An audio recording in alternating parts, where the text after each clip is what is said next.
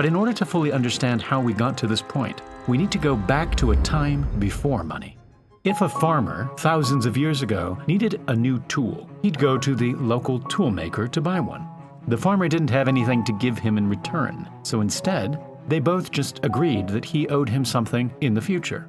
Because the toolmaker trusted the farmer, his promise of future value was an acceptable form of payment. Sure enough, 2 weeks later, the farmer came back and gave him some food from his farm.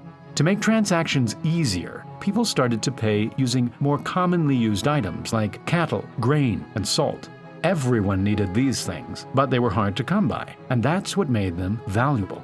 The farmer could now buy a tool and pay for it right away, using a precise amount of grain that seemed like a fair exchange. This made transactions quicker, and both parties would leave with something valuable to them.